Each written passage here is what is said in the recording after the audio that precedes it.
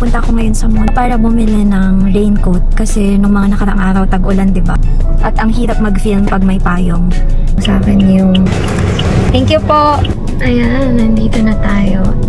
Maglalagay tayo ng mic kasi sa loob malabo na. Para makapagkwentuhan din tayo habang andun ako.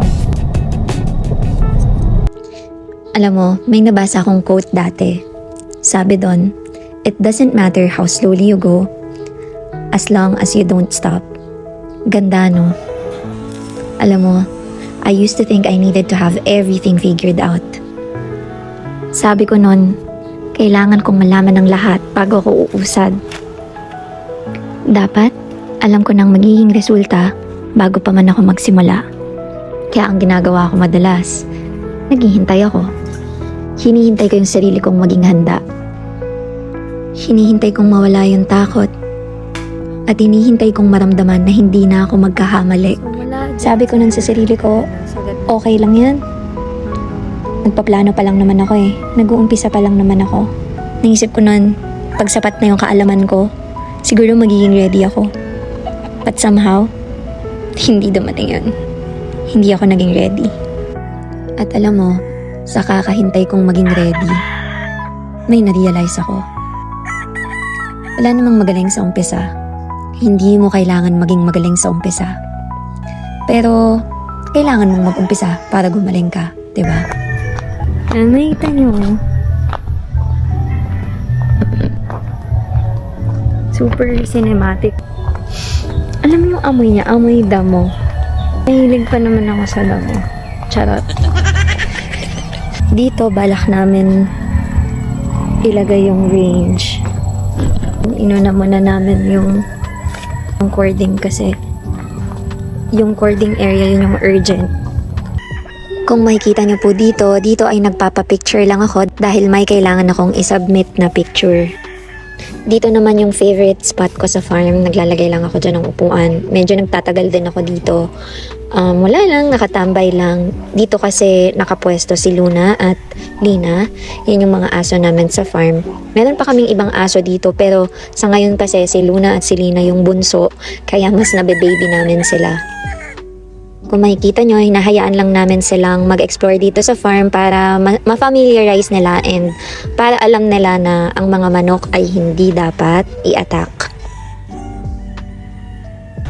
Kikitain ko ngayon yung aking pinsan. Tungkol sa kung ano-ano lang, catch up lang and may possibility na mag-usap kami about business. Ask ko lang ba, would you like some warm water or ice water? Iced water. For two. Nauna akong dumating kaya nag-browse na rin ako ng menu para maka-order na ako. Alam niyo, sobrang tagal na naming hindi nagbabanding ng ganito. Siguro years na rin kasi na-busy kami sa mga kanya-kanya naming buhay. And she's a business owner as well. So, naiintindihan niya naman kung bakit busy kami pareho palagi. Malayo. Mayroon pala sila. So dito halo-halo na yung mga pinag-uusapan namin at ayaw niya magpakuha sa camera kaya sobrang camera shy din talaga siya. Dito napilit ko lang siya.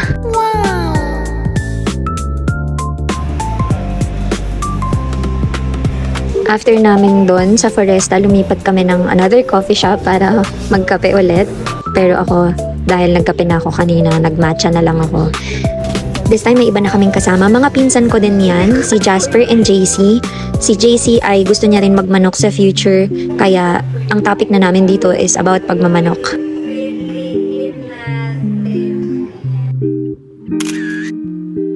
Nandito ako sa mall ngayon para bumili ng mga pang-merienda sa farm mamaya kasi bala ko pumunta doon.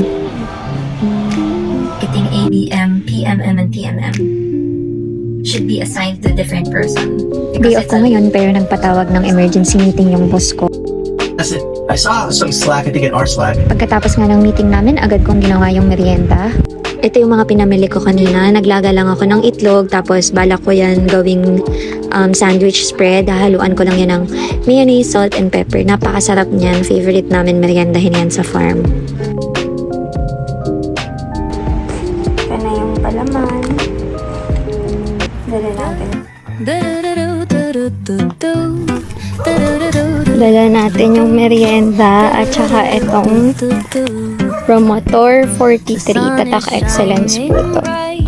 Like a colorful aurora, it paints the world in hues of orange and white and more. Pagkatapos ko mag-grounds at magmerienda ay tumambay lang kami saglit dyan. No worries behind. Pag uwi ng bahay, ito agad yung nadatnan ko. Galing to kay Sir Ajo Di Maano. Temporary lang itong bahay nila dito pero umorder na ako agad sa Shopee ng pwede nilang lipatan na cage na mas maayos at mas komportable sila. Ito na yung time na dumating na nga yung order namin at inayos na namin yung cage para yan sa guinea pig na binigay ni Sir Ajo para mas komportable sila.